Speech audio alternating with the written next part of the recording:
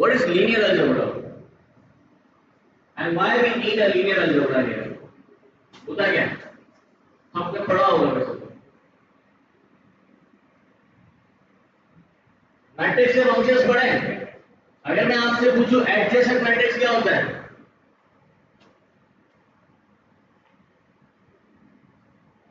Adjacent matrix क्या होता है? फॉर्मूला याद है? इनवर्स ऑफ मैट्रिक्स का फॉर्मूला याद है? Inverse of matrix 1 upon adjacent multiplied by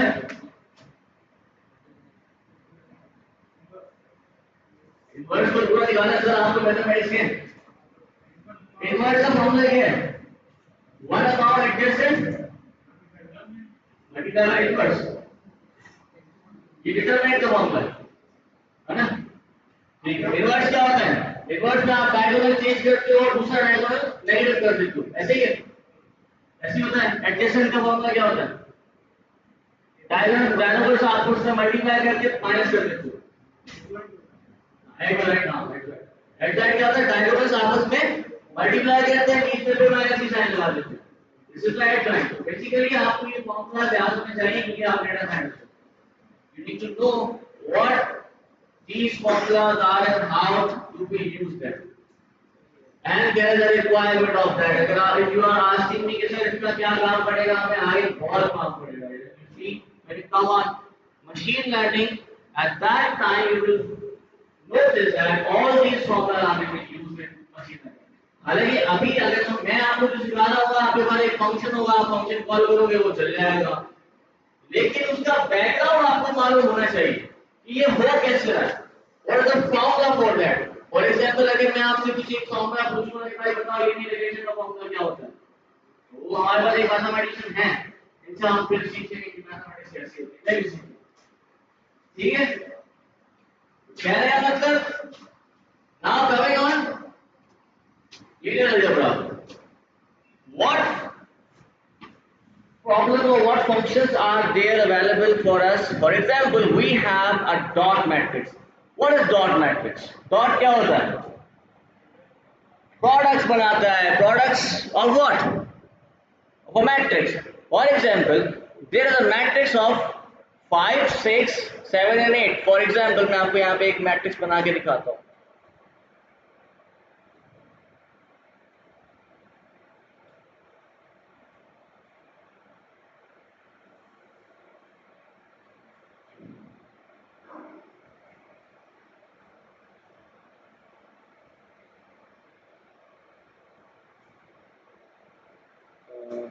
क्या हुआ इसमें?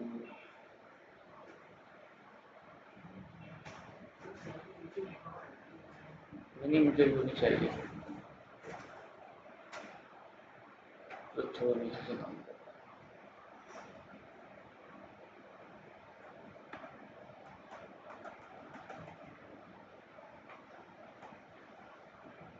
For example, I have an NP array.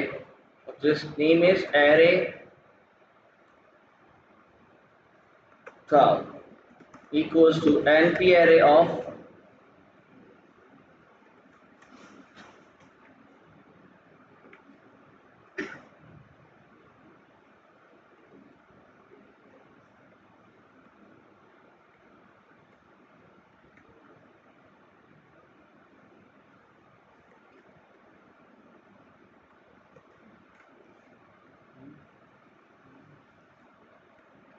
now this is the array. इसका डॉट मैट्रिक्स निकालना है, डॉट प्रोडक्ट निकालना है। What would be the dot products of it? क्या होंगे?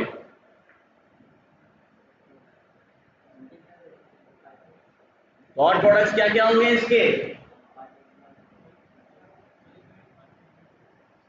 5 8 5 9 7 8 7 9, ऐसा ही है? पक्की बात है?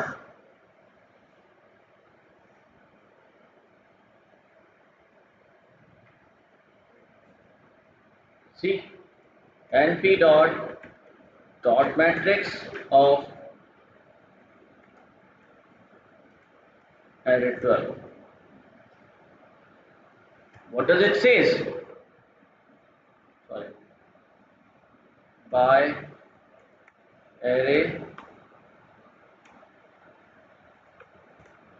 चल तो आपके पास एक मैट्रिक्स रेडी हो गया। लेट्स सी कि ये जो हमारा मैट्रिक्स बना है इसके अंदर डॉट प्रोडक्ट्स कौन कौन से बने। फॉर एग्जाम्पल बताओ।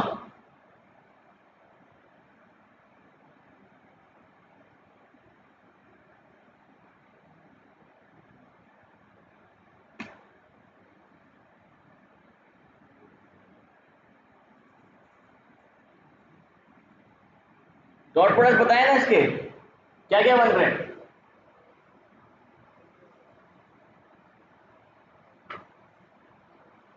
चलो और आसान कर देता हूं आप लोगों के लिए ताकि समझ में आए।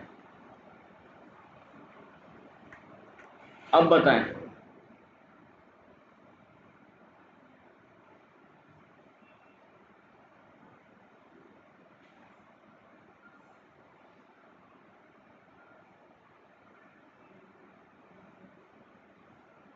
थ्री फोर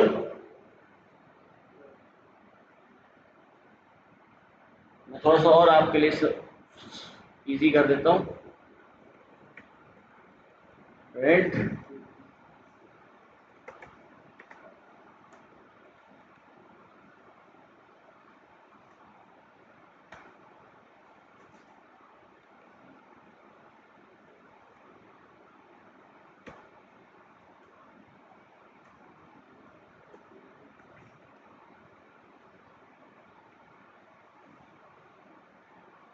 अब ये इस तरीके से आना चाहिए। एक काम कहते हैं इसको अलग ले आता है।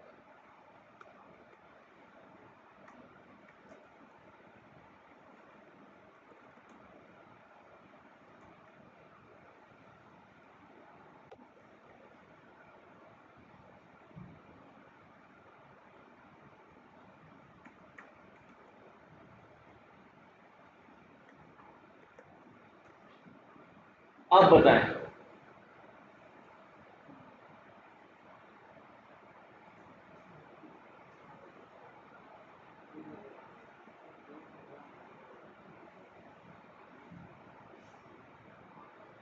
What are the dot products of it. क्या बन रहे हैं बताओ। अरे ये बने हुए ना सारे डॉट प्रोडक्ट्स। मैंने एरे 12 को एरे 12 के साथ डॉट प्रोडक्ट निकाला है। अब बताओ क्या क्या बनेंगे।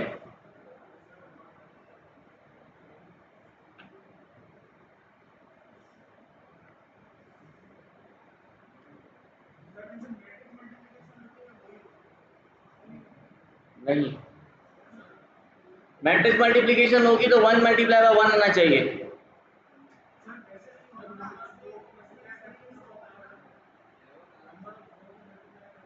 नंबर ऑफ कॉलम्स के साथ। अब यही तो मैं आपसे पूछ रहा हूँ कि यहाँ पे बताएं कि क्या आपको डॉट प्रोडक्ट नजर आ रहे हैं तो ये किस तरीके से बने।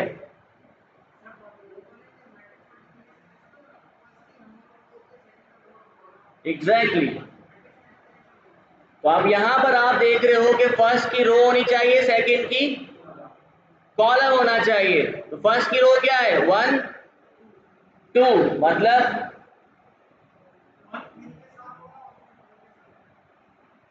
नहीं ना। एग्जैक्टली 1 1 जा 1 प्लस 2 3 जा 6 कितने हुए 7। अगर हम बात करते हैं फिर अब दूसरे की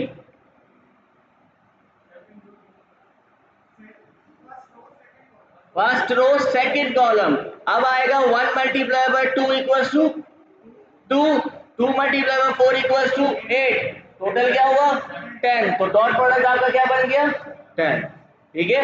इसी तरीके से अब आते हैं हम दोबारा यहाँ पर second row first column. Second row आपकी क्या होगी 3 मल्टीप्लाई बाय 1 3 प्लस मैं यहाँ पे बना के दिखा देता हूँ ताकि आप लोगों को आसानी हो जाए। सबसे पहले क्या होगा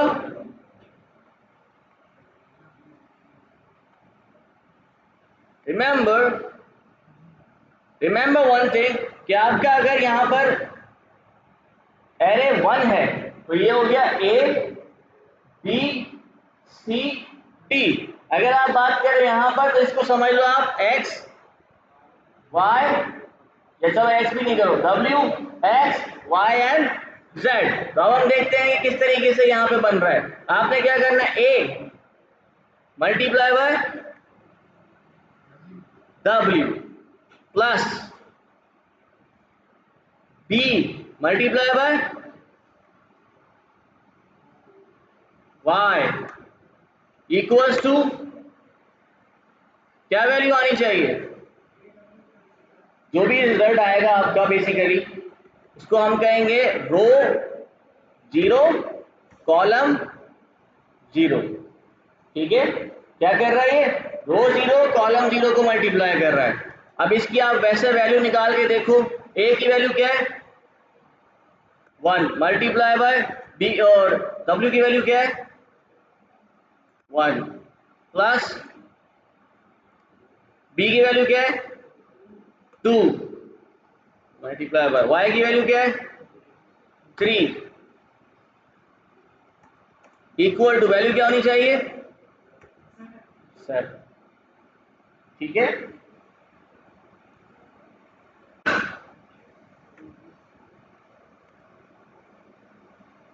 उसके बाद दोबारा आपकी बार क्या होगा, फर्स्ट रो लेकिन कॉलम कौन सा, सेकंड कॉलम। तो फर्स्ट रो में जो फर्स्ट वैल्यू उसका नाम क्या होगा ए, उसके बाद multiply by X plus B multiply by Z which is equal to basically row zero column 1।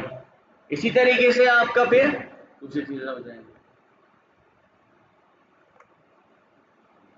यार क्या मसला है?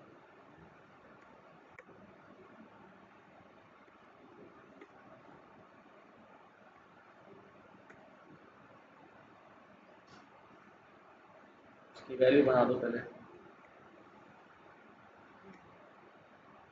ये आपका ए हो गया 1 मल्टीप्लाई बाय एक्स की वैल्यू क्या है 2 plus again 2 multiply by Z की वैल्यू क्या है 4 विच इज इक्वल टू 10। इसी तरीके से आप दूसरे पे आ जाओ। अब यहाँ पर हो जाएगा ये सी और ये हो जाएगा डी, ये भी हो जाएगा सी डी, और ये आपकी वैल्यू क्या बन जाएगी, सी की वैल्यू क्या है 3 multiply by 1 and 4 multiply by which is equal to 17 कैसे 15। इसी तरीके से यहाँ पर भी आप कर लेते हैं 3 multiply by 2 sorry plus 4 multiply bye which is equal to। Now understand ये डॉट मैट्रिक्स कैसे निकला, कैसे बना।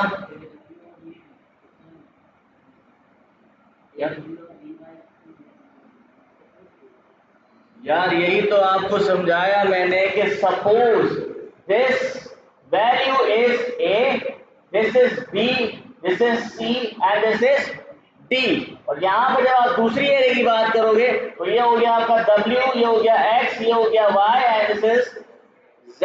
अब हम देख रहे हैं कि जब हम डॉट प्रोडक्ट निकालते हैं तो किस तरीके से निकलेगा। The first value would be A multiply by Y, मतलब first row and first column. तो फर्स्ट रो मतलब क्या होगा आपका, ये A एंड B, और ये क्या है आपका X and W and Z और W एंड Y। क्यों, W आपका क्या हो जाएगा 1, Y आपका क्या हो जाएगा 3। इसी तरीके से यहां पर देखो A multiply bye W, A W, ठीक है, plus B multiply by Y, B क्या है आपका 2, Y क्या है आपका 3। वैल्यू आपकी क्या बननी चाहिए 7। जब आपने मैट्रिक्स निकाला तो देखो ये आपको डॉट मैट्रिक्स निकाल के दिया इसने 7 10 15 एंड 22। दैट क्लियर, समझ आ गई कि डॉट मैट्रिक्स कैसे निकला। पहला एलिमेंट।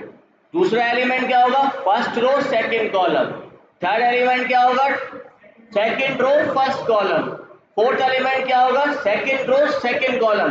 ये हो गया 2x2 का मैट्रिक्स। अगर ये 3x3 का मैट्रिक्स होगा तो फर्स्ट रो थर्ड कॉलम। ठीक है, इस तरीके से वैल्यू बढ़ती जाएंगी। अब अगर फॉर एग्जांपल एक हो गई आपकी 2x2 का मैट्रिक्स, एक हो गया 1/2 का मैट्रिक्स, तो फिर क्या होगा? तो वैल्यूज कितनी आनी चाहिए? 2/2 dot product by 1/2। Exactly. Whenever you are going to take dot products, number of rows should be equal to the number of columns. Remember, क्योंकि ये हमारा पहला बेसिक रूल होता है to find any dot product, right? Mathematicians are वो बैठे हुए हैं. Number of columns should be equal to number of rows, right?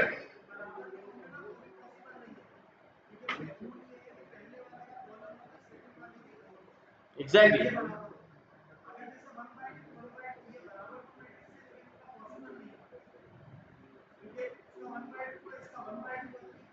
Possible नहीं है क्योंकि column number of column should be equal to number of rows. तो इस हिसाब से 2/2 मल्टीप्लाई बाय 1/2 हो सकता है।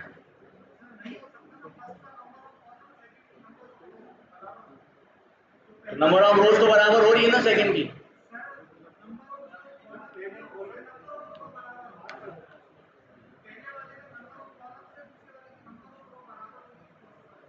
मैं आपको यही कह रहा हूँ, एक हमारे पास है 2/2, मतलब 2 रोज 2 कॉलम, रोज को छोड़ दो, 2 कॉलम्स हो गए। दूसरा है हमारे पास 1/2, सॉरी 2/1, जिसमें रोज 2 है कॉलम 1 है। और this is possible, right? Let's see, एक बनाते हैं हम यहाँ पे। array 13 equals to np dot array contains 5, 6। ठीक है, अब की बात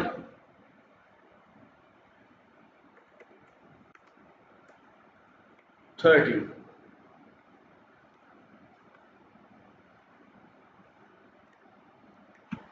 Here you can see this is the dot product of 2/2 multiply by 2/1।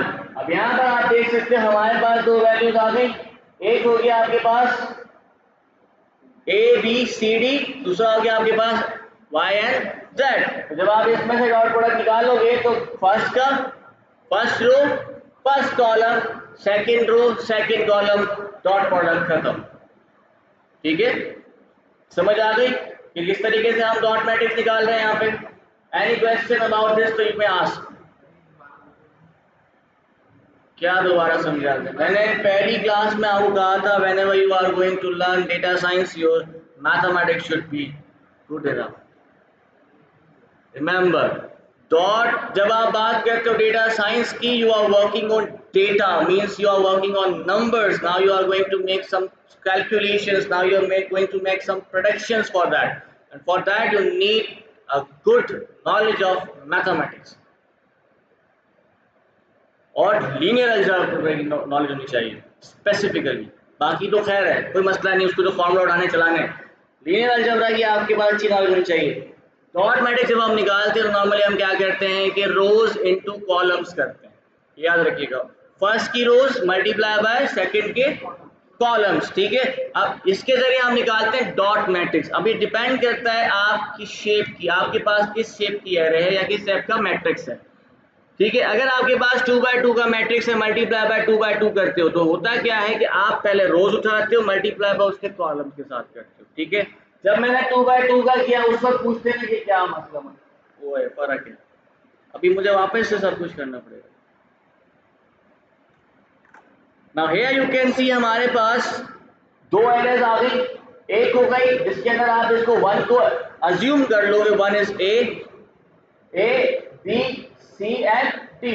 यहाँ पर आप सेकंड एरे में भी अज्यूम कर लो W H Y and Z for example. तो 2/1 में क्या फर्क है? 2/1 में कोई इतना बड़ा फर्क थोड़ी है, खाली दो वैल्यूज हो गई बस।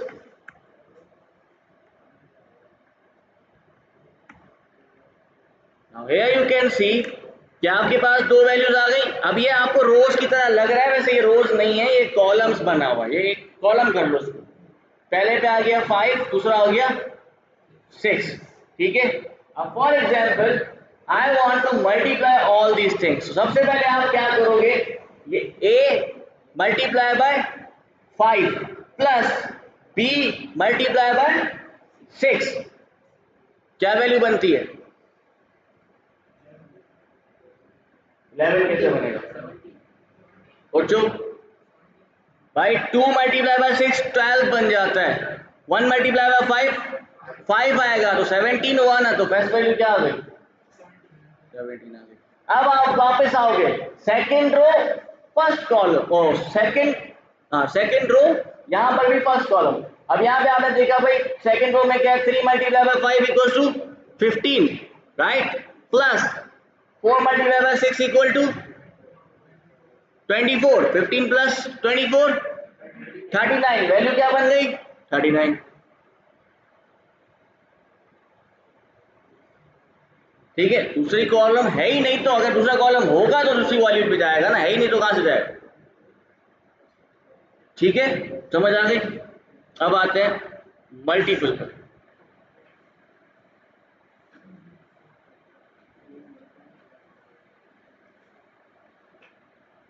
Now we have a class NumPy which is basically linear algebra. एक क्लास है हमारे पास NumPy की which is linear algebra. अगर आप linear algebra की क्लास को डायरेक्टली यूज करना चाहते हो तो आप डायरेक्टली भी इसको यूज कर सकते हो by just saying linear algebra. For example, I said np dot linear algebra dot आपके पास बहुत सारे फंक्शंस हैं linear algebra के, जैसे इनवर्स मैट्रिक्स, सारा बता रहा हूँ ना आपको। हमारे पास बहुत सारे लीनियर अलजेब्रा के फंक्शंस आ जाते हैं, ठीक है, जिसमें हमारे पास एक फंक्शन है multi dot dot. What is multi dot?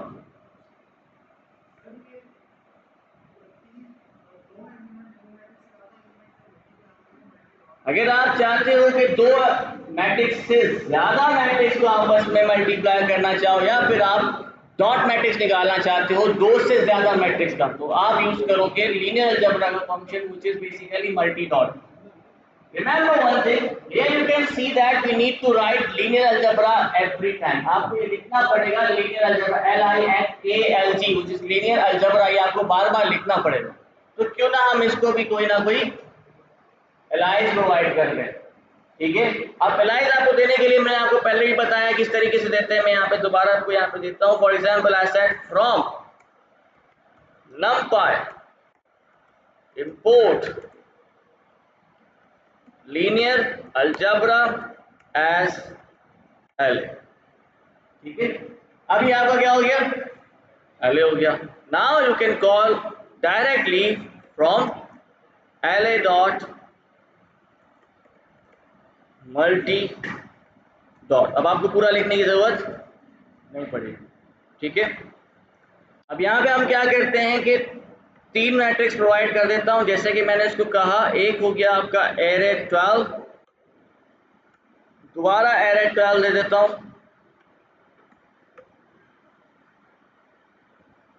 And एक हो गया आपका array 13. Let's see what happens. Now here you can see because the last one has only 2 rows and 1 column, that is why the value is in single dimensional matrix, ठीक है। अगर ये भी double dimension होता, 2x2 का होता, तो आपके पास वैल्यू इस तरीके से आती। अब आप मल्टीप्लाई करके देख सकते हो, अगर आपके पास टाइम है, मेरे पास अभी इतना टाइम नहीं कि मैं इसमें फिर तीनों को अलग अलग से करवाऊँ। खुद से करके देखिएगा कि रिजल्ट्स क्या आते हैं, किस तरीके से आ रहे हैं। अगर आपके पास कॉपी वगैरह है तो आप उस पर करके देख सकते हो कि रिजल्ट सही है वैसे नॉर्मल। हुआ क्या कि आपके पास एक हो गया array 12 multiply by array 12 multiply by array 30। For example यहाँ पर आपको ऊपर से नजर आ रहा होगा, तो मैं यहाँ पे एक और चीज ऐड कर देता हूँ ताकि हमारे लिए आसानी हो जाए।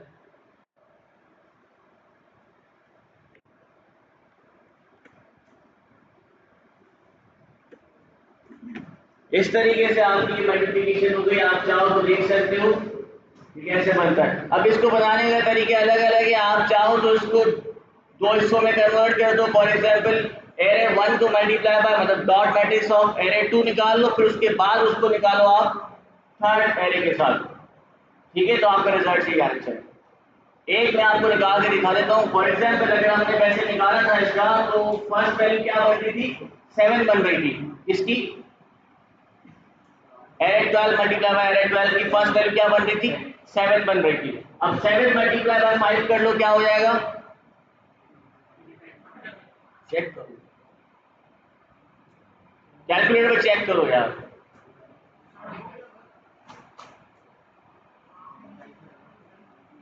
तो सही किया है मैंने।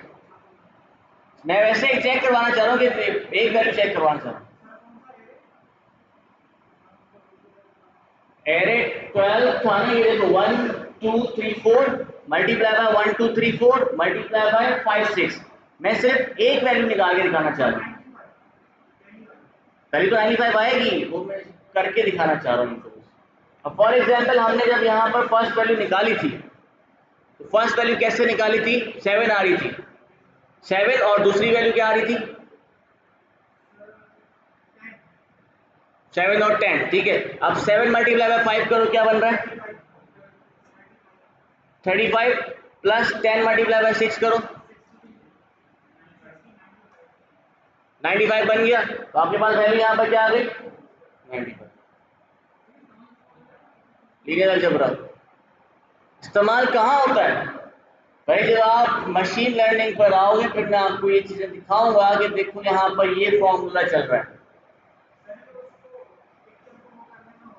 नॉर्मली बेसिकली आप किसी भी काम में यूज कर सकते हो, बहुत सारी चीजों में यूज होता है। अगर आप इमेज प्रोसेसिंग पे काम कर रहे हो, तो eight that time it is the most important thing, क्योंकि मैट्रिक्स आपका काम ही इमेज प्रोसेसिंग पे करता है। तो आप इमेज प्रोसेसिंग पे आते हो, आपकी जो इमेज होती है, basically image is nothing for us. हमारे लिए as a data scientist, as a machine learning expert, image जैसी कोई चीज नहीं होती। हमारे लिए क्या होता है? It is basically a collection of numbers, or you can say the pixels, or every pixel contains its own matrix of colors, जिसमें आपके पास अलग अलग कलर्स का पूरा मैट्रिक्स होता है कि भाई ये कलर्स इसके अंदर यूज हुए हैं, इसमें क्या कहते हैं मैट्रिक्स में। अब हम क्या करते हैं? पूरी इमेज को एज अ मैट्रिक्स लेते हैं, उसके एक एक पिक्सल को भी एज अ मैट्रिक्स लेते हैं। एट दैट टाइम आपका ये लीनियर अलजेब्रा भी काम करता है। उसके अलावा अगर आप मशीन लर्निंग के ऊपर काम करते हो, एट दैट टाइम हमारे पास अलग अलग मॉडल्स हैं, अलग अलग रिग्रेशन मॉडल्स हैं, अलग अलग तरीके हैं to identify whether our model is working perfectly और not. At that time all these linear algebra is been used. आपके काम की है, आपको नॉलेज होनी चाहिए, इस्तेमाल करने में नहीं आएगी, आपको ये कैलकुलेशन करनी नहीं पड़ेगी, क्योंकि हमारे पास पहले से ही फंक्शंस बने हुए हैं, हमें सिर्फ वो फंक्शंस यूज करने हैं। But you should know that how these function are been working, कैसे काम कर रहे हैं, काम कैसे कर रहे हैं, फॉर्मूला क्या काम कर रहा है। जब आप कोई रिसर्च लिखोगे या रिसर्च करोगे, at that time you need to mention that what is the formula of your problem. Problem बोल रहा हूँ, एल्गोरिथम। जो आपने एल्गोरिथम आइडेंटिफाई किया है या आपने एल्गोरिथम अपना खुद का बनाया है, तो उसकी इक्वेशन क्या बनती है, you all need to show that. तो आपको मालूम होना चाहिए कि क्या काम कहाँ हो रहा है, क्योंकि मैंने पहली क्लास में भी कहा था, whenever you are going to work on data science, your mathematics should be good enough to understand. Exactly ऐसे ही बनता है। ठीक है, समझ में आ गया ये मल्टी डॉट का काम क्या है? Multi dot basically multiple arrays को आपस में डॉट मैट्रिक्स निकाल रहा है। अगर आप दो से ज्यादा मैट्रिक्स डॉट मैट्रिक्स निकालना चाहते हो, तो you will use multi dot. इसके बाद इसके अलावा हमारे पास और भी फंक्शंस है, जैसे कि हमारे पास होता है इनर प्रोडक्ट। अब इनर प्रोडक्ट क्या होता है? What is inner product?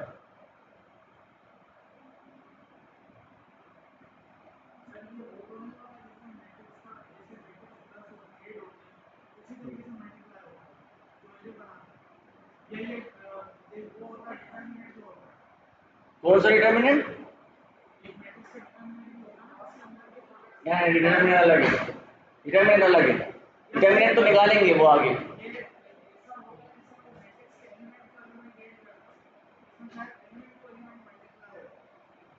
उसी तरीके से वो डॉट मैट्रिक्स होता है, थोड़ा सा फर्क है।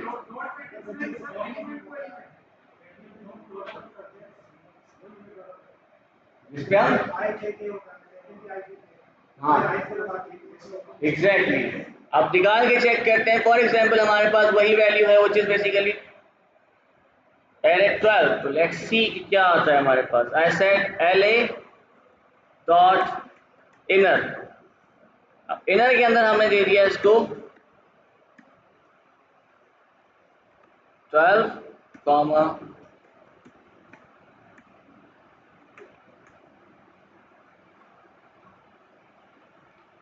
स्पेलिंग गलत लिख दी क्या?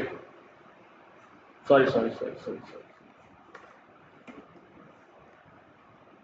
Now what is the value of it? 5 कैसे बना?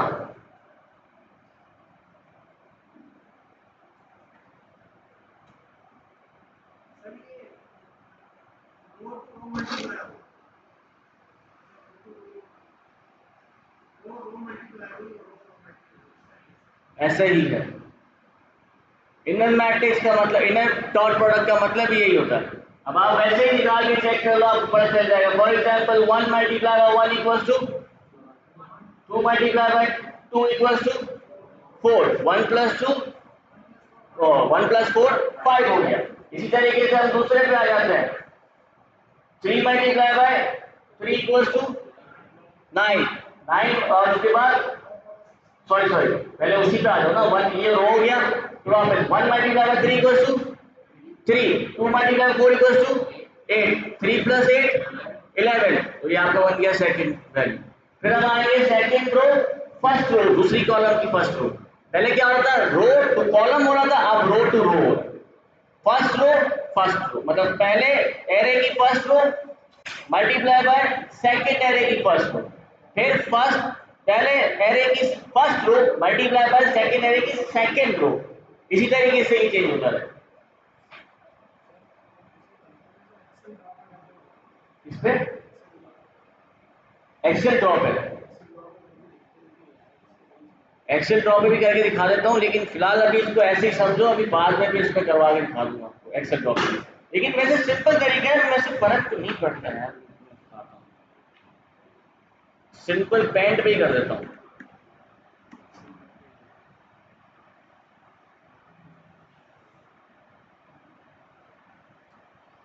For example I have a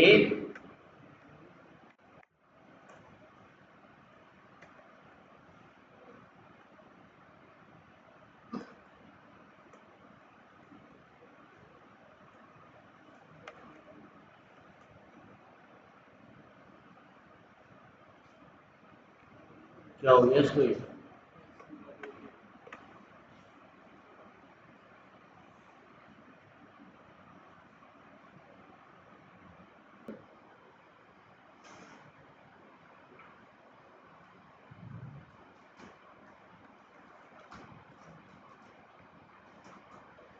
Now we have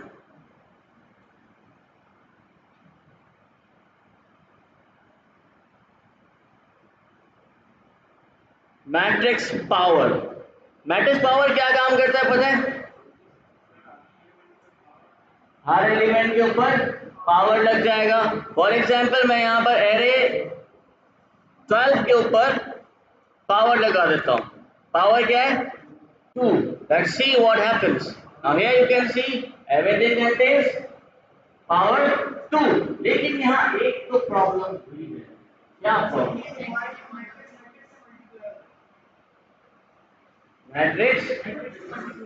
matrix से मल्टीप्लाई हो गया, लेकिन कौन सा मैट्रिक्स इसके पास मल्टीप्लाई हो गया? कैसे डॉट प्रोडक्ट?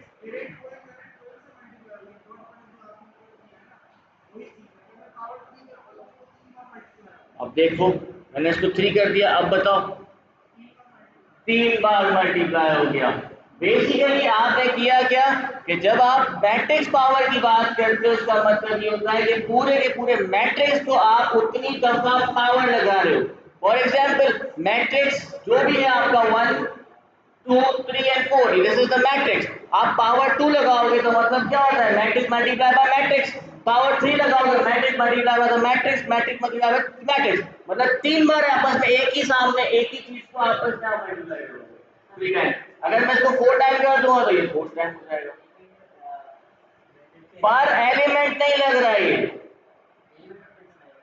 ये पूरे के पूरे मैट्रिक्स के ऊपर लग रहा है।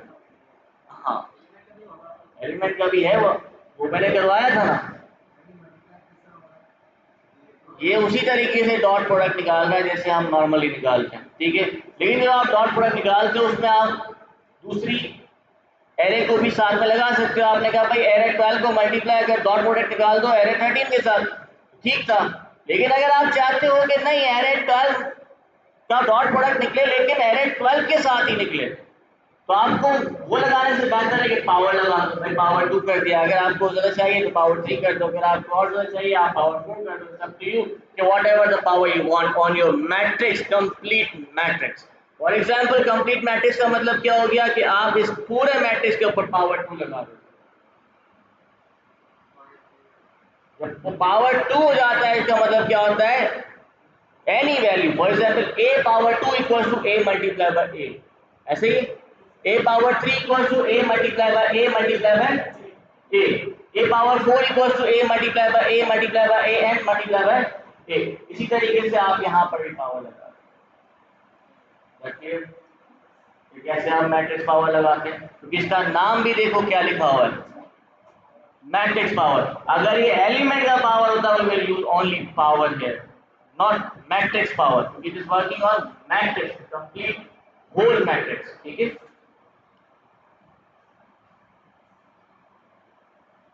उसके अलावा और भी बहुत सारे हैं, जैसे कि अब हम बात करते हैं inverse of the matrix. Now what is the formula of inverse of the matrix.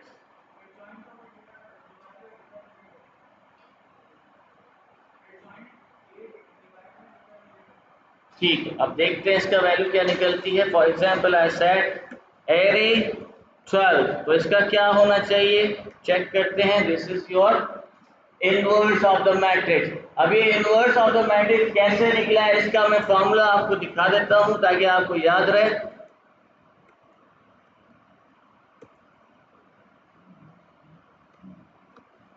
This is the formula of inverse of the matrix. Now, what is the adjoint here? Adjoint क्या है यहाँ पर?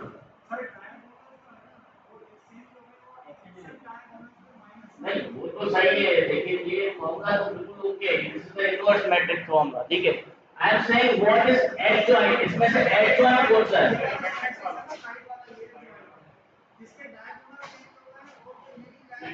ये adjoint है।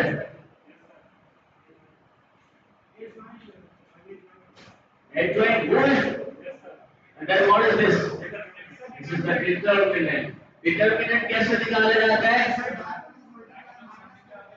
Exactly. Diagonals आपस में multiply होते हैं माइनस diagonals again. मतलब for example second first diagonal multiply by and minus second diagonal. For example A multiply by D minus B multiply by C. This is the determinant. The formula of inverse matrix is 1 upon determinant multiply by adjoint. Adjoint क्या करता है कि आपका एक diagonal switch होता है, दूसरा diagonal negative हो जाता है, या मतलब साइन चेंज जाएगा। फॉर एग्जांपल नेगेटिव में वैसे तो नेगेटिव करते हैं उसको तो ऑटोमेटिकली अगर एक माइनस है तो ऑटोमेटिकली माइनस माइनस प्लस बन जाएगा। तो नेगेटिव कर देंगे। This is the formula. Now remember this formula. और इसके बाद फिर हम देखते हैं कि हमारी जो वैल्यू आई वो सही आई कि नहीं आई। चेक करो।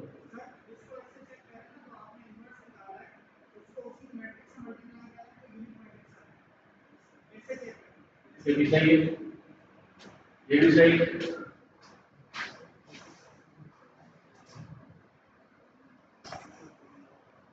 अब इसको मल्टीप्लाई करें किसके साथ,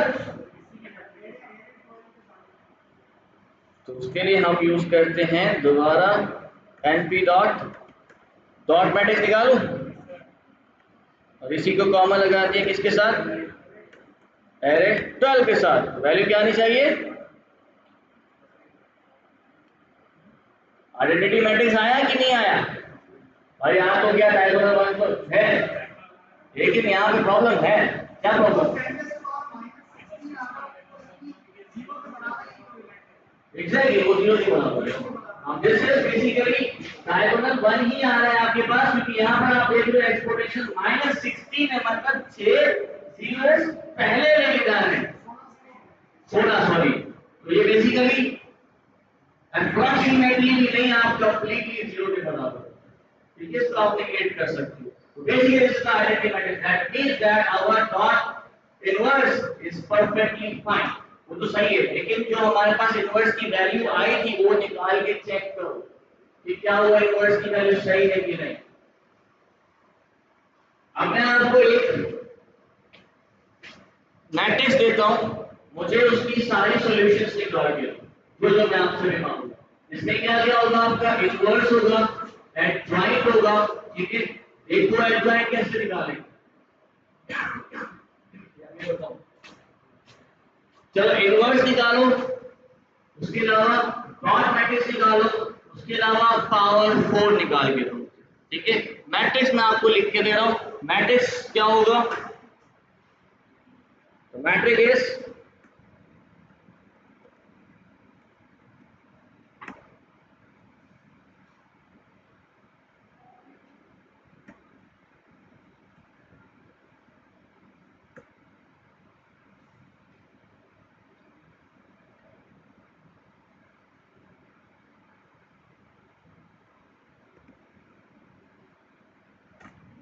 दिस इज द मैट्रिक्स, मुझे इसकी इनवर्स चाहिए, डॉट प्रोडक्ट चाहिए इसी के साथ, ठीक है, दूसरा पावर 4 भी चाहिए,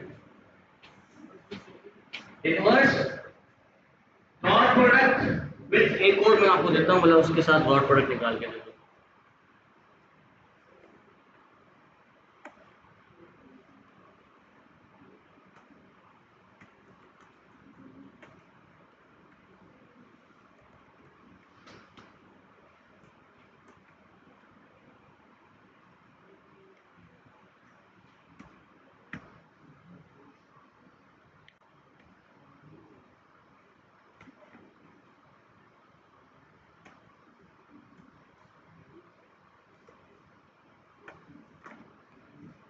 आपके पास दो मैट्रिक्स है, आपने करना क्या है, इस मैट्रिक्स का इनवर्स निकालना है, मैट्रिक्स ए का इनवर्स भी निकालना है, इसका dot product with matrix B के साथ भी निकालना है, और इसी का पावर 4 भी निकालना है, तीनों चीजें निकालना है। इनवर्स, इनवर्स का फॉर्मूला भी तो दिखाया मैंने आपको, दिस इज द इनवर्स का formula, this is not dot product, this is inverse. Inverse का फॉर्मूला क्या होता है, 1 divided by determinant multiply by adjoint, ठीक है।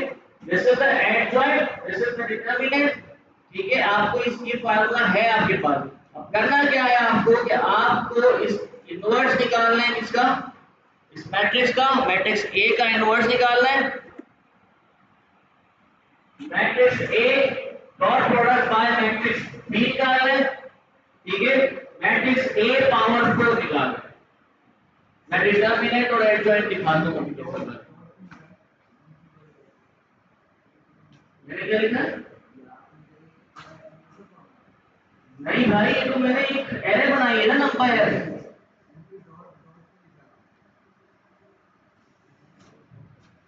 ये डॉट प्रोडक्ट निकाला था चेक करने के लिए कि whether our inverse is perfectly fine और नॉट। जब भी आपका इनवर्स मैट्रिक्स होता है, the inverse matrix multiply by the actual matrix equals to identity matrix. Identity matrix क्या होता है, डायगोनल्स वंस होते हैं उसके, ठीक है। जब भी आप इनवर्स निकाल दो किसी भी मैट्रिक्स का, उसको मल्टीप्लाई करते हो उसी मैट्रिक्स के साथ, तो रिजल्ट आपका आना चाहिए आइडेंटिटी मैट्रिक्स। तो देखो हमारे पास आइडेंटिटी मैट्रिक्स आया है, ये भी 1 है, दिस इज आल्सो 1। इसको जो आप कह रहे हो ना, दिस इज नॉट 1, क्योंकि ये देखो एक्सपोनेंशियल वैल्यू क्या है इसकी, -16 माइनस में है, मतलब 0 आगे लगेंगे और 16 0 आगे लगेंगे, तो वो बेसिकली इक्वल टू 0। ठीक है, तो आइडेंटिटी मैट्रिक्स बन गया आपका। तो ये चेक करने के लिए लगा, तो तुम्हें भी ऐसे चेक करना है। ठीक है,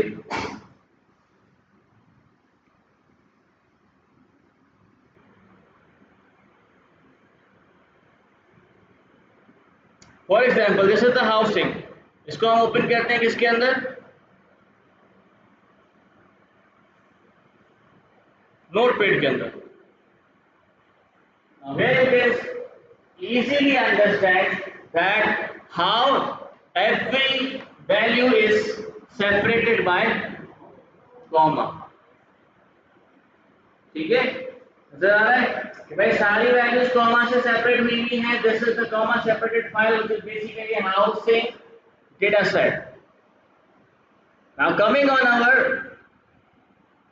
how to read it, now we have two ways to read. ठीक है, वैसे तो हमारे पास बहुत तरीके हैं। एक तो वे मैंने आपको पहले ही बताया था, उस पास कैसे किया था आपने पिछली बार, ओपन के साथ आप ओपन भी यूज कर सकते हो। ठीक है, वो भी ठीक है अपनी जगह पे, लेकिन वो थोड़ा सा स्लोएस्ट होता है, उसमें थोड़ा टाइम लगता है। अब जैसे कि हमारे पास पहले हमें ये देखना होगा कि कितनी वैल्यू इसके अंदर अवेलेबल हैं। तो फिलहाल तो हम इसको रीड नहीं कर पाएंगे क्योंकि हमारे पास एक्सेल में ओपन करना पड़ेगा। लेकिन रीड करने के दो तरीके हैं। Number 1 way is using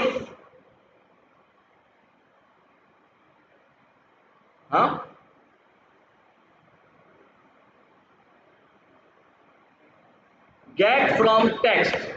Now we have a class which is get from text। अब ये get from text क्या एक क्लास है जिसके जरिए आप इजीली अपनी कोई भी फाइल रीड करवा सकते हो। Simple is that. तरीके बहुत सारे हैं, इससे ज्यादा फास्ट तरीका भी आपको मिलेगा, बहुत आसान है। करना क्या है, इसी फंक्शन को पहले आपने इंपोर्ट करना है। इंपोर्ट करने के बाद you just need to create any variable here, कोई भी वेरिएबल क्रिएट कर लो। फॉर एग्जांपल मैंने कहा भाई this is my house price. ठीक है, equals to I said get from text. Simple is that. Now what does this contains, इसके पास कौन कौन से पैरामीटर्स हैं और क्या पैरामीटर्स आपको इसमें प्रोवाइड करने पड़ेंगे। The number 1 parameter is the file name. ठीक है, जो आप रीड करना चाहते हो। अब वो नाम आप दो या फिर उसका पाथ दो, it's up to you basically wherever the file is being stored. ठीक है, फॉर एग्जांपल अगर आपकी उसी सेम फोल्डर के अंदर उसी सेम डायरेक्टरी के अंदर स्टोरेज आपको सिर्फ नाम देना पड़ेगा जैसे हम नॉर्मली यूज करते थे ओपन के अंदर।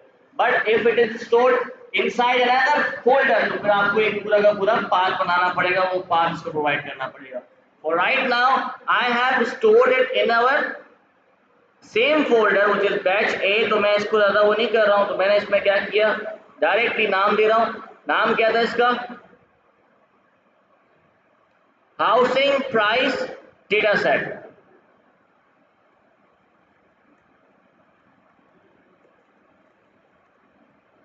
Data set dot CSV। ठीक है, here one more parameter is there which is delimiter। अब ये delimiter क्या करता है, delimiter is basically the symbol by which you want कि आपकी फाइल इस सिंबल से सेपरेट हुई है। फॉर एग्जांपल आपको पता है हमारी फाइल क्या थी, कॉमा सेपरेटेड फाइल थी, इससे सेपरेट हुई है कॉमा के साथ, तो हमारा डेलीमीटर क्या होगा, कॉमा होगा। तो आप यहां पर क्या दे दोगे, delimiter comma comma. Simple is that. Now the file has been read. Let's see कि हमारे पास किस तरीके से वैल्यूज आ रही हैं। I said house price। Let's see, here you can see we have the complete value। लेकिन इसने एक चीज क्या की, जो आपका फर्स्ट रो थी इसने उसे उठाया ही नहीं। क्यों? क्योंकि वो हमारे हेडर थे, ठीक है। लेकिन आप चाहते हो कि हेडर शुड बी इंक्लूडेड, तो there is another way to read it. Number 1 तो आपको नजर आया कि इसमें क्या था, आपने एक क्लास इंपोर्ट करवानी थी, which is bar Jain from text, तो उसमें ऑटोमेटिकली आपकी वैल्यूज को गेट कर दिया। लेकिन there is another way which is load, np dot load txt। ये किसका फंक्शन है? ये भी numpy का फंक्शन है, डायरेक्टली आपको यूज करना है। अगेन मैं यहां पे लिख रहा हूं my file equals to, sorry, np dot load text.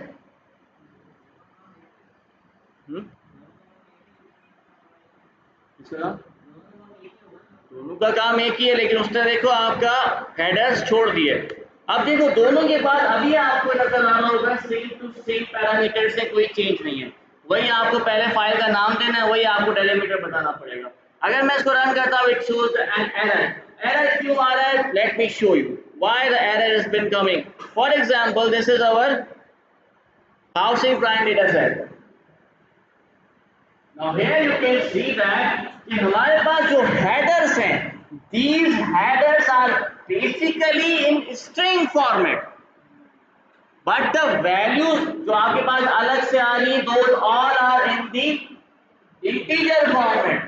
Now there is a confusion here कि आप यहाँ पर क्या करते हो। आपको अगर string चाहिए तो आपको बताना पड़ेगा कि भाई string में दो, तो फिर सारे के सारे किस में आ जाएंगे?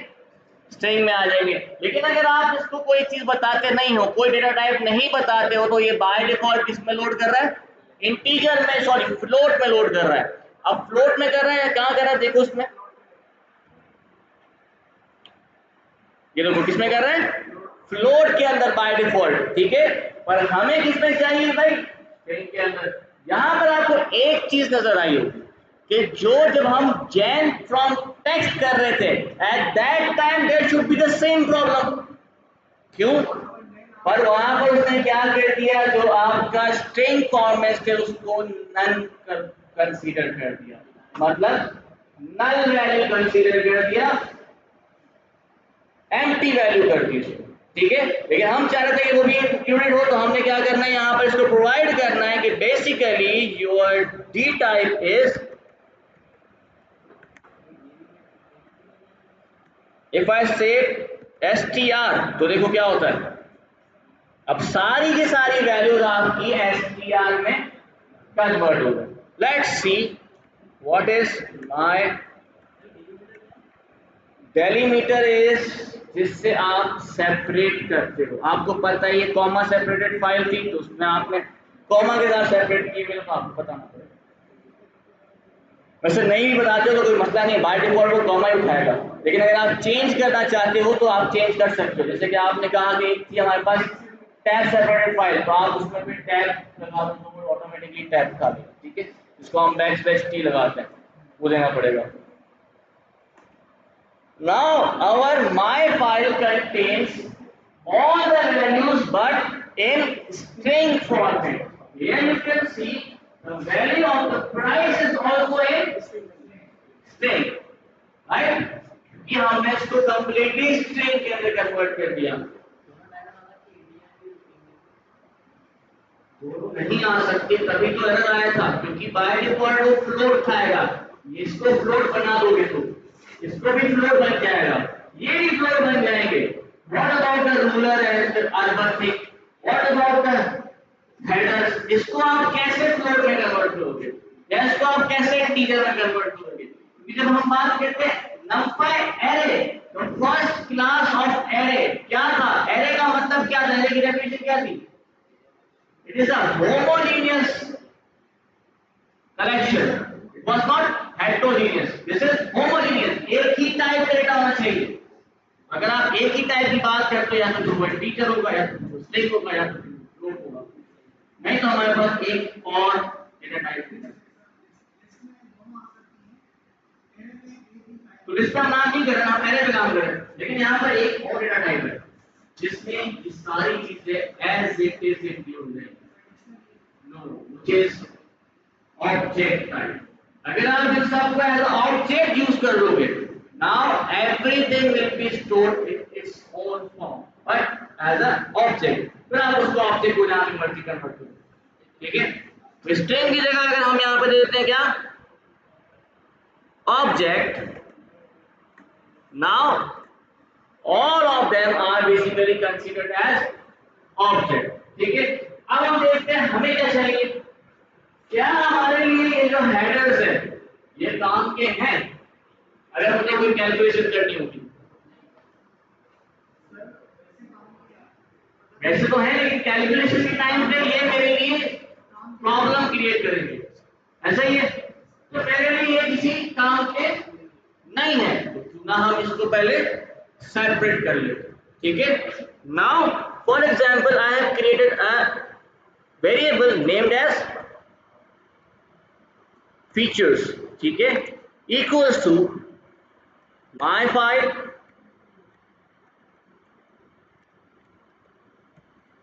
Index number 0। Let's see features में क्या आएगा। Now all the headers are been stored in a variable named as features। अब जब हमारे पास ये अलग से स्टोर हो गए तो अब क्या हमें इसके अंदर जरूरत पड़ेगी इसकी, नहीं, बस में से रिमूव कर देते हैं।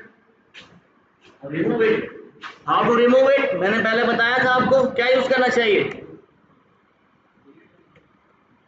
हाँ बताओ, डिलीट। कैसे, np dot delete my file, क्या करना है उसमें डिलीट, फीचर्स री करने, तो उसका क्या होगा, इंडेक्स क्या होगी इसकी, 0 इंडेक्स, एक्सेस क्या होगा उसका, एक्सेस भी 0 होगा क्योंकि हमें रो रिमूव करनी है, ठीक है। Now it is been removed and here you can see the values are now separated from headers. अब आपके पास हेडर्स इसके अंदर अवेलेबल नहीं, ठीक है, लेकिन क्योंकि ये स्टोर नहीं हुई ऐसी रखी हुई, इसको आप स्टोर कर दो वापस माय फाइल के अंदर ताकि ये चेंज हो जाए, ठीक है, ये स्टोर हो गई। Now what, for example we have null values available in our data set। अभी मेरे ख्याल में null values available नहीं है। फॉर एग्जांपल लेट्स सी कि क्या हमारे पास null values हैं या नहीं। Here you can see, do you find any null value here? लेकिन हम कोई एक null value क्रिएट कर देता हूं, जैसे कि इसको मैंने वैल्यू को मैंने क्या कर दिया,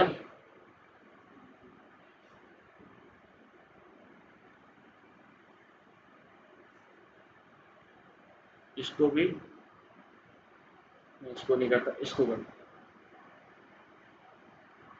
ठीक है, इसको सेव कर दो,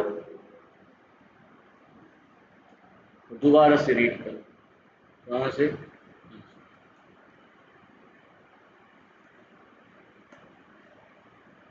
लेट्स सी हमने किस में चेंज किया था, रो नंबर 5 में, माय फाइल रो नंबर 5, हाँ 4 होगा।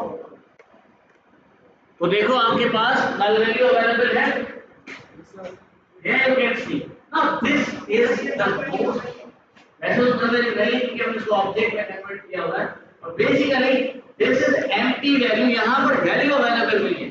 अब अगर हम इसके ऊपर कोई ऑपरेशन परफॉर्म करते हैं तो यहाँ पर एक प्रॉब्लम खड़ी है, क्या, फॉर एग्जांपल जैसे कि मैं कन्वर्ट करता हूँ our price into integer, right, मैंने क्या करना है, प्राइसेस को इंटीजर में कन्वर्ट करना है। जब कन्वर्जन आनी होगी eight that time empty value को आप क्या कन्वर्ट करोगे, तो बेसिकली वो एक null वैल्यू बन जाएगी, इसको हमें खत्म करना है।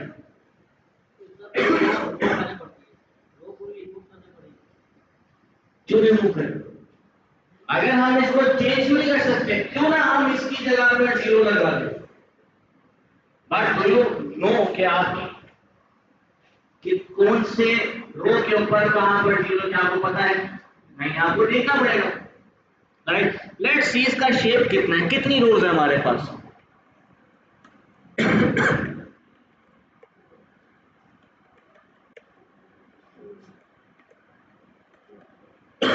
How many rows are there?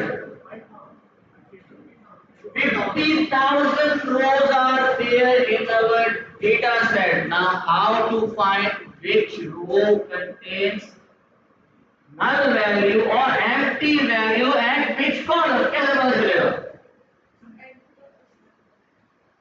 empty dot is null, लेकिन यहाँ पर तो null तो है ही नहीं ना, वैल्यू हमारे पास empty आ रही है। अगर null आ रही होती तो सही था, बिल्कुल सही कह रहे हो। empty dot null करोगे आपको पता चल जाएगा जहाँ जहाँ भी null है वहाँ मिल जाएगा।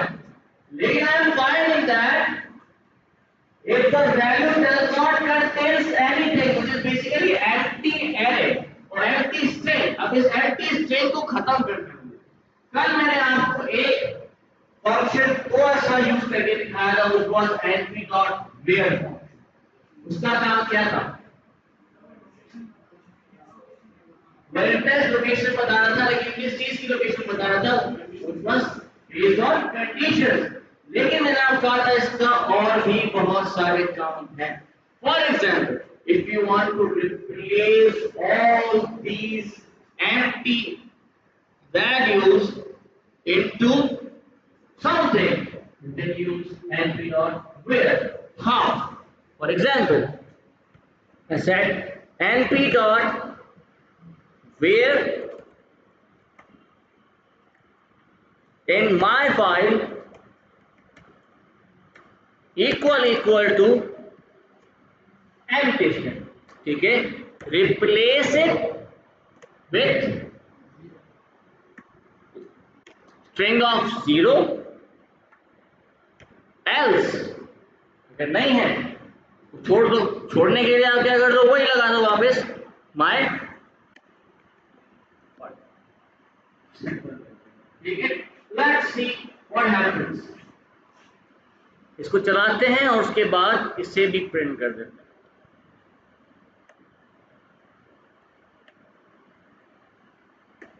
Here you can see, क्या फाइल चेंज हुई कि नहीं हुई? नहीं हुई, क्योंकि आपने स्टोर ही नहीं किया उसको। उसको वापस स्टोर करो भाई, क्योंकि वो अलग से वैल्यू देता है आपको। Here you can see all those values which were basically empty strings are been now converted into a string of 0. It depends on your value, it depends on your data कि आपको क्या चीज replace करवानी है और किस जगह पे रिप्लेस करवानी है। You need to find out the problems in the data set कि आपके data set में मसला क्या है, ताकि हम उसको बाद में हल कर सके। For example, there was a problem that we have some empty strings in our data set, तो हमने उसको कन्वर्ट करते हैं into string of 0। अगर यही चीज अगर आपकी स्ट्रिंग की जगह नंबर्स में होती तो यहाँ empty string की जगह पर null वैल्यू होती, जो आपने कहा, राइट। अब उस null वैल्यू को कैसे करते, वहां पर भी आप ऐसे ही करते, क्या np dot where my file equals to np dot null nan वो ऑटोमेटिकली मिल जाता है। फिर आप उसको कन्वर्ट करते हो।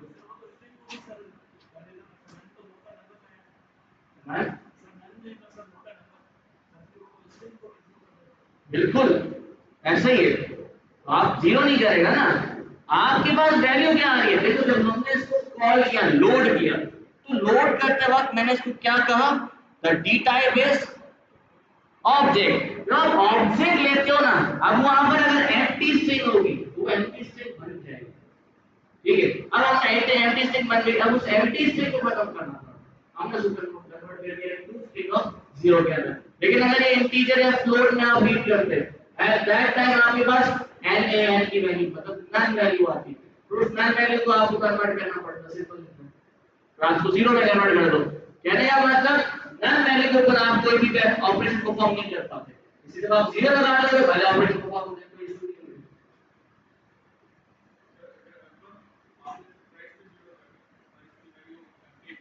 I said whatever.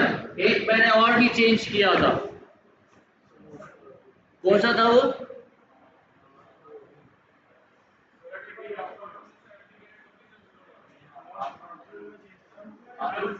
ये वाला, इसका क्या है 11 नहीं 10 होना चाहिए, 10 चेक करो। तो देखो ये जहां पर भी एम्प्टी स्ट्रिंग हो 0 0 आ गया भाई। जहां पर भी एम्प्टी इंटीजर तो नहीं है ना, ये इंटीजर कहां से है मुझे बताओ। From where you can say this is an integer. Object file होता है तो उसने देखा कि हमारे पास स्ट्रिंग ऑब्जेक्ट भी अवेलेबल है, तो सबको और स्ट्रिंग ऑब्जेक्ट कर दिया, ठीक है। अगर स्ट्रिंग ऑब्जेक्ट नहीं होता तो वो फ्लोट होता है, लेकिन हमारे पास स्ट्रिंग ऑब्जेक्ट भी था तो हमें उसको उसी तरीके से रीड करना है। हाँ, right now it is this. आगे जाके आप इसको ओरिजिनल फॉर्मेट के अंदर भी उठाओगे जब आप पांडास पे आओगे, फिर आप टेबल्स पे काम करोगे, एरेज पे काम नहीं करोगे, क्योंकि अभी ये एरे है, एरे में सिंगल डेटा टाइप चाहिए, टेबल में मल्टीपल डेटा टाइप आ सकते हैं, लेकिन जब आप एरे की बात करें तो एरे में सिंगल डेटा टाइप चाहिए। तो या तो तुम इंटीजर होगा, या तो तुम फ्लोट होगा, या तो तुम ऑब्जेक्ट होगा, या तो तुम स्ट्रिंग।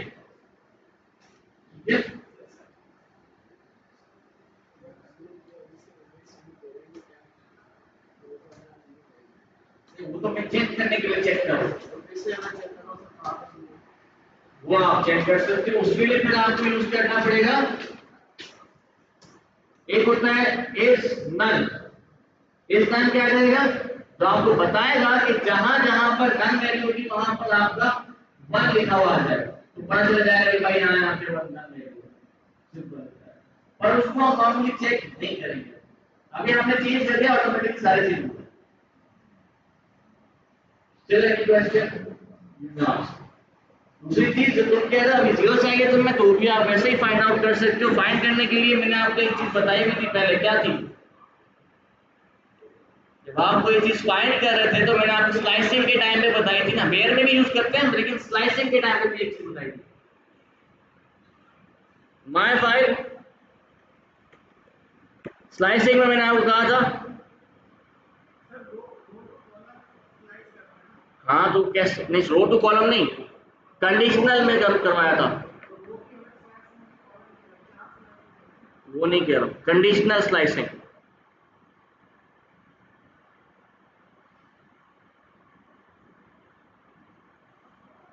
हाँ वही कंडीशनल स्लाइसिंग, नहीं वो पुराने वाले में करवाई थी।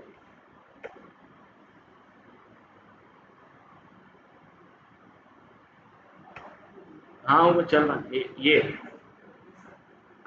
याद आया कुछ?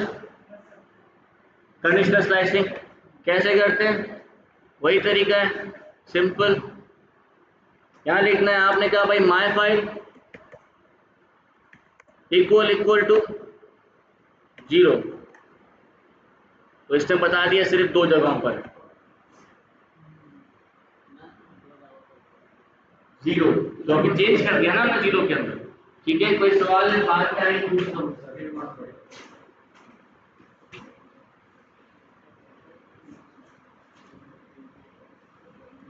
तो याद नहीं होगा, अभी आएगी, मतलब डाली नहीं हुई। अच्छा अब यहाँ देखें, एक सवाल था किसी का कि सर किस तरीके से फाइंड आउट कर सकते हैं कि कहाँ पर 0 है कहाँ पर नहीं है। ठीक है, उसकी भी अलग अलग तरीका है फाइंड आउट करने का। मैंने एक तरीका आपको बताया था क्या, कि अगर आप डायरेक्टली स्लाइसिंग करोगे तो आपको बता देगा कि ये जितने भी 0 वाले वो तो निकाल के दे देगा, लेकिन उसकी पोजीशन नहीं बताई इसने। ठीक है, अगर आप चाहते हैं पोजीशन बताए तो वही आपको दोबारा वही यूज़ करना पड़ेगा, np dot where function use करो। वेयर फंक्शन के अंदर आपको बताना पड़ेगा that whatever the array is, for example my file is an array, मैंने कहा my file इक्वल टू आपके पास होना चाहिए 0, सिंपल। जब आप ये कर दोगे तो ये आपको बता देगा कि कौन सी पोजीशन के ऊपर बेसिकली 0 मतलब 0 क्या कहते हैं स्ट्रिंग इज अवेलेबल। ठीक है, here you can see it says 4, 10, 5 and 2। Again हम अब आते हैं कहाँ पर अपने डेटा सेट के ऊपर। तो आप देख सकते हो कि इसने कहा इसकी जो रो इंडेक्स है वो क्या होगी 4, और इसका जो कॉलम इंडेक्स है वो क्या होगा देखो 5 होना चाहिए, राइट। ऐसे ही 4 एंड 5। तो here you can see it says the first one is on the row number 4 and the column number 5। तो सेकंड वाला है वो row number 10 and the column number 2। तो देखो क्या 10 और 2 के ऊपर है। हियर यू कैन सी इसका रो इंडेक्स क्या है 10 है, उसका कॉलम इंडेक्स क्या है 2। ठीक है, it shows everything. Okay, now coming on average of the 5। ठीक है, अगर आप चाहते हो कि आपकी वैल्यूज की एवरेज निकाली जाए, सबसे पहले for example I want to get the average housing prices. Average कैसे निकालते हैं sum of all divided by number of elements, right. ऐसे ही है the formula to get the average is sum of all elements divided by the number of elements। ठीक है, अब number of elements की बात की जाए तो कितने रोज है हमारे पास 50,000 रोज है। तो basically sum of all divided by 50,000 is basically the average of it. अब पहले हमें चाहिए वो प्राइस वाला कॉलम, क्योंकि अभी तो आपके पास पूरी की पूरी नंबर है, मुझे सिर्फ और सिर्फ प्राइस कॉलम चाहिए। तो प्राइस कॉलम कैसे गेट करेंगे, you need to find first of all what is the column index. Column index क्या है 5 है। तो अगर मैं इसको इस तरीके से लिखता हूं 5 अंडरस्कोर सॉरी माय 5 रो सारी चाहिए मुझे। जब आप सारी रोज की बात करोगे तो आप लिखोगे कॉलम, बेसिकली आपको स्टार्ट टू एंड आपको सारी चाहिए, कॉमा कॉलम नंबर क्या चाहिए आपको 5। तो आपने लिखा 5। तो here you can see the complete column is available here.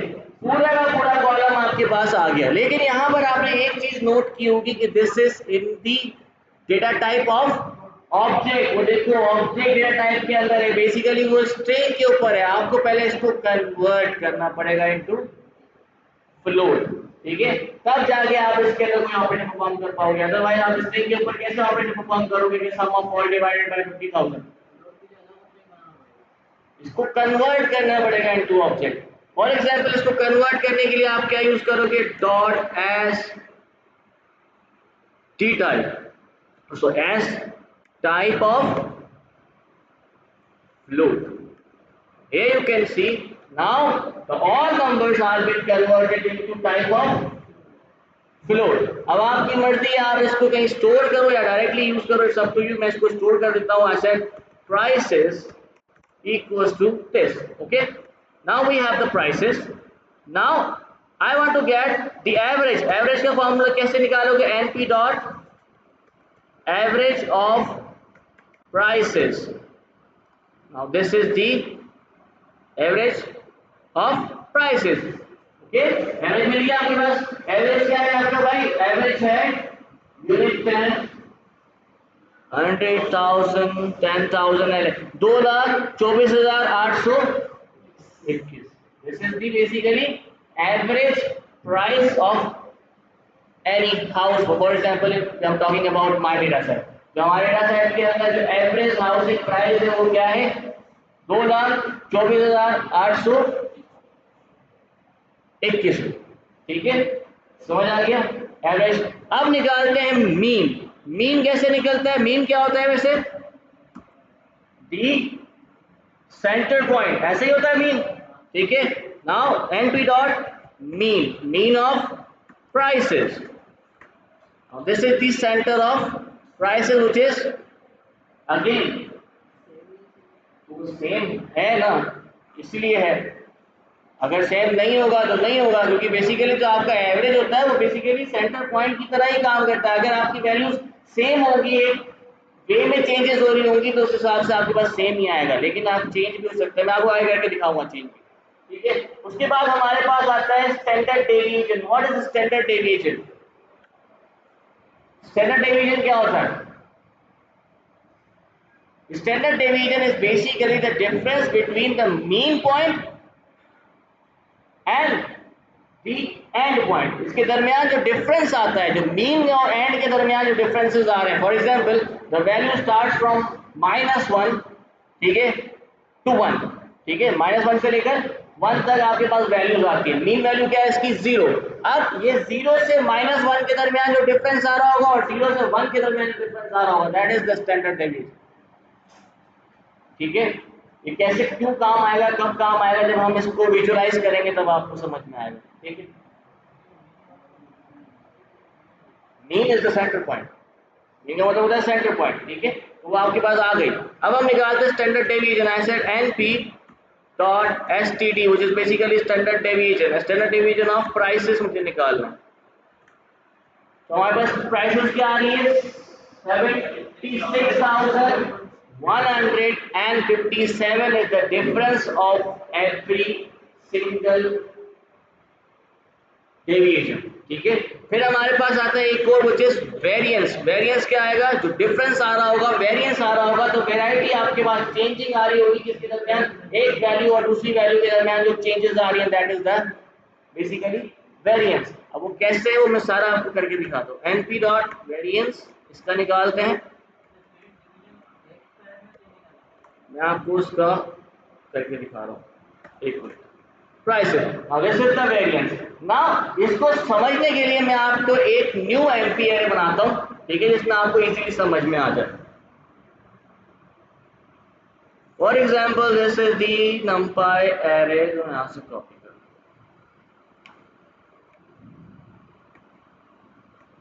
Now np dot array, और इसको हम दे देते हैं नया नाम 100-15, ठीक है।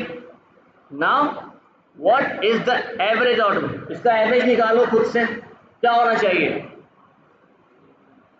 4 + 6 = 10 + 3 = 13 + 5 = 18 + 2 = 20, 20 divided by 1 2 3 4 and 5 divided by 5 = 4। तो इसका एवरेज क्या आनी चाहिए? थोड़ा नहीं चाहिए। Let's see, np dot average of array 15,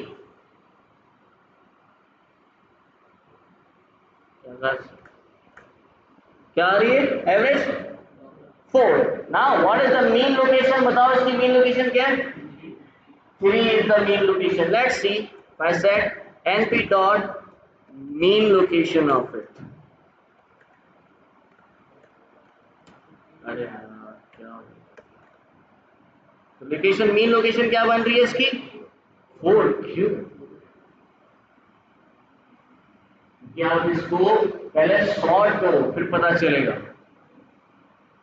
sort करो इसको, 2 3 4 5 एंड 6, 2 से लेकर 6 के दरमियान जो सेंटर पॉइंट है वो क्या है? 4 है। तो मेन लोकेशन क्या होगी? सेंटर पॉइंट मीडियन तब होगा जब आपको सिंगल, अगर आप यहां से निकालोगे इसका मीडियन क्या है? 3 है, लेकिन मीन लोकेशन जो होती है आपको सॉर्ट करके फिर जब आप निकाल दो, that is the mean location. अब आप सॉर्ट करोगे तो यहाँ पे दरमियान में क्या चेंजेस आने के बाद आपके पास ये 4 की लोकेशन आएगी जो बेसिकली सेंटर पॉइंट होगी, ठीक है। अब फॉर एग्जांपल मैं इसका निकालता हूं वेरिएंस। नाउ वेरिएंस क्या होता है? Now you will understand it. If I said np dot variance, और वेरिएंस क्या है आपके पास? किसकी निकालनी है आपको? एरे 15 की। Now here you can see the variance is 2. How it is 2? Remember this was your median, ठीक है, ये सेंटर पॉइंट था। अब इसको आप एज अ मीन ले लो यहाँ पे सेंटर में। Now you can see that यहाँ से भी 2 का डिफरेंस आ रहा है, यहाँ से भी 2 का डिफरेंस आ रहा है, तो वेरिएंस क्या हो गया आपका? 2। ये देखो 3 यहाँ दे दो सेंटर पॉइंट, ठीक है। इसके बाद यहाँ से आप लेकर आओ कि भाई 6 के दरमियान लेफ्ट साइड पे भी कितना डिफरेंस आ रहा है? 2 का डिफरेंस आना चाहिए, राइट साइड पे भी 2 का डिफरेंस आना चाहिए। मीन लोकेशन क्या है इसकी? 4 है, ठीक है। मीन लोकेशन क्या है इसकी? 4 है। सॉर्ट करो या कुछ भी करो, मीन लोकेशन आपके पास आ रही है 4। अगर आप 4 लेकर आते हो सेंटर पॉइंट, आपने स्टार्ट किया 2 3 4 5 और 6, इसके उसके हिसाब से आपके पास मीन लोकेशन जो आ रही है इधर से भी देखो 2 का डिफरेंस, इधर से भी देखो 2 का difference, that is your variance. अब हम आते हैं किसके अंदर, स्टैंडर्ड डेविएशन के अंदर। If I said np dot std of array 15, now standard deviation क्या आ रही है आपकी 1.4, हाउ, क्यों?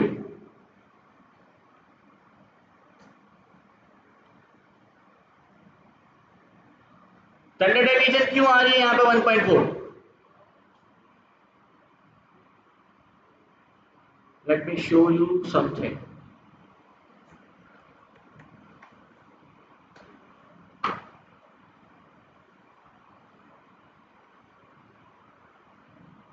For example, this is your mean location.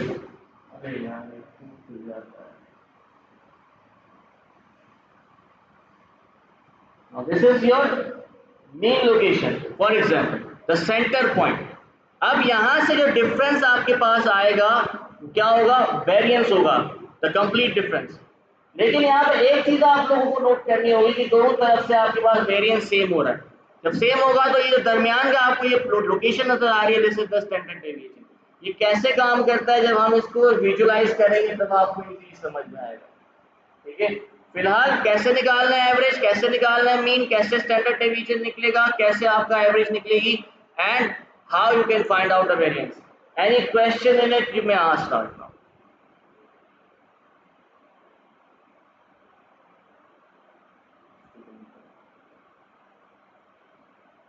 आपको एक और फॉर्मूला दिखाऊंगा, पहले तो इसको